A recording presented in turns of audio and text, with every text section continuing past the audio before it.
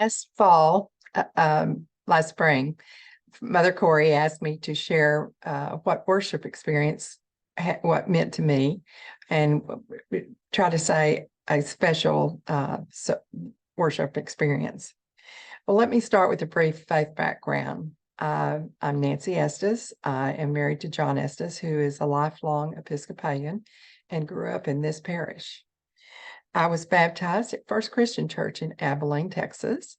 I was very active in Sunday school, youth groups, and attending church camps, and I had a wonderful group of friends. But I was always curious about my Episcopalian friends. They seemed to have more than what I had, and I was so curious. So when I went to college, I attended St. Paul in the Plains Episcopal Church in Lubbock. And I was later confirmed there. And John and I were married in the nave at Heavenly Rest in 1969, and we were pleased to have Reverend Ed Denser and Parson Gerhardt officiate the service. My parents were a little nervous because Parson Gerhardt was known at this time for losing his place and going over and over and over the same lines. But we lucked out, and it worked out perfect. A special memory, though, of Parson is when he brought our wedding gift to the house. My mom was looking out the window and she said, "Oh dear, it's Parson, and he's parked in the middle of South 20th." And at his age, he wasn't known for his driving skills. So when he came, he brought us this beautiful candle holder and candle stick. And after Parson Garrett left, my mom said, "I wonder what Eleanor's going to think when she sees that her matching candle holder off her mantle is missing."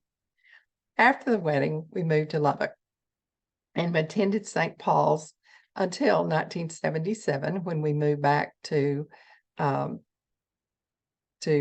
Abilene. Our daughter and Ashley and our son John David were both baptized at Heavenly Rest, and Ashley got to watch as John David was baptized. She went back to her Jen Von Indy room for Sunday school. She told everyone her brother had gotten advertised. We've attended Heavenly Rest for 46 years. You can imagine how many services that is.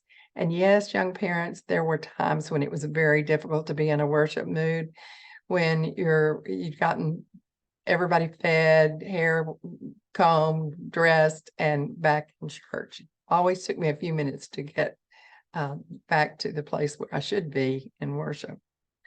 A couple of memories of worship services, and they were funny now, but maybe not so funny then, was Ashley was an acolyte with her friend Allison, and they were lighting the processional candles, and Allison lit Ashley's hair on fire.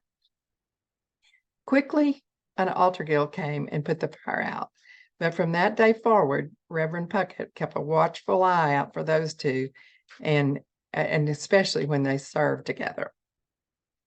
Worship has many meanings, and but worship to me is meaningful for a few special reasons. One, I love entering our church and seeing the beauty of the sunlight through the stained glass windows. I love the quiet, serene atmosphere when you enter, and a time for prayerful considerations prior to participating in the service. I know you can worship in other places.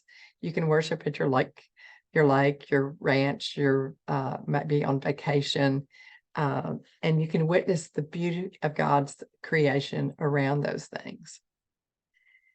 And you can pray meaningful just anywhere.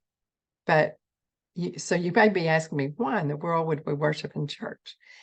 I believe it's being with a community of parishioners, listening to sermons and readings, the music, and sharing the Eucharist with others. Worship is also offering prayers for our family, our church, our blessings, and our friends.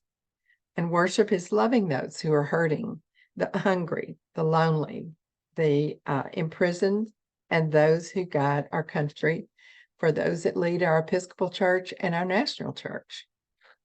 Worship is singing and listening to beautiful, inspiring hymns. And worship is believing in God, trusting in Him. Worship is serving God by serving those we work with and serving in our church's ministries. One of the first opportunities for me was to serve on the altar guild at Heavenly Rest. By serving, I learned to appreciate and understand the church calendar, the symbols, the vestments, the linens, and it allowed me to be a participant in the service. And it actually strengthened my faith. I encouraged new members to find a ministry that will enable you to be a part of the ministry itself. There's so many opportunities to choose from.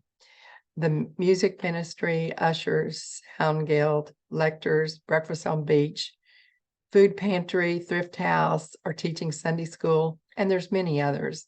And I encourage you to find your niche. The church is not the priest, and it's not the building. According to the Bible, the church is the body of God.